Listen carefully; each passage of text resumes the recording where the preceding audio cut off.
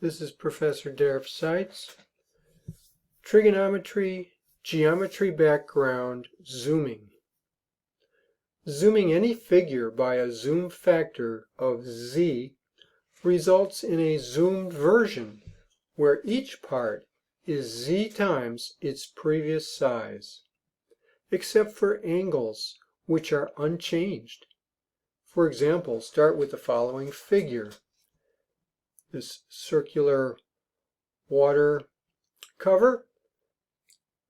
We'll be zooming it by a factor of 2, and when that happens, here's what it looks like. Everything has proportionally enlarged by a factor of 2, but any angles in there have remained the same. And there's a note here. It's useful at this point to consider how water is related to trigonometry. We'll see later water, the periodic behavior of waves and tides, is an analogy and actually demonstrates the periodic functions that we'll learn about later in trigonometry. But right now we're focused on zooming. As a trigonometry example, let's start with a right triangle. This little right triangle here, and it has the standard labeling of triangles. The angles are capital A, B, and C, and the sides opposite them are lowercase a, B, and C. Notice it's a right triangle, has a 90-degree angle here. Zooming it by a factor of 2 results in the following similar right triangle. Similar means it has the same shape but a different size, and the sides have been enlarged, in this case, proportionally, each one by a factor of 2. And so the angles are the same, A, B, and C. They haven't changed, but the sides now become A1, B1, and C1. Since the zoom factor is 2, A1 is 2 times A, B1 is 2 times B, C1 is 2 times C. Note that the ratios of the corresponding sides are equal to the zoom factor.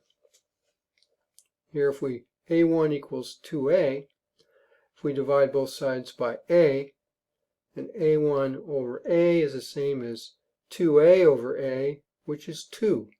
Similarly, the ratios are all 2 of the corresponding sides. This also implies that the ratios of corresponding sides are equal. That's what we just found. Two triangles are similar if and only if their three angles are the same.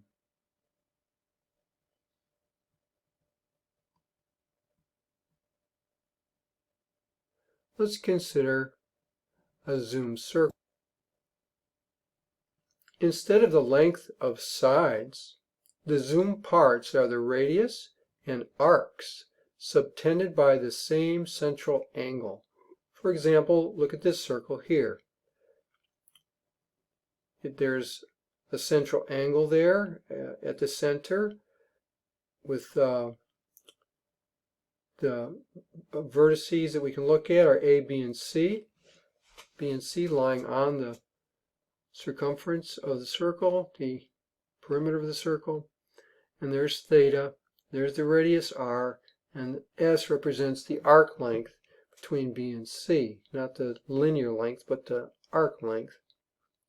Zooming it by a factor of 2, the angle theta is unchanged, but the radius and the arc length are twice what they were before. So R1 is 2R and S1 is 2S. Unlike triangles, all circles are similar. They're all zoomed versions of each other. either enlarged or diminished.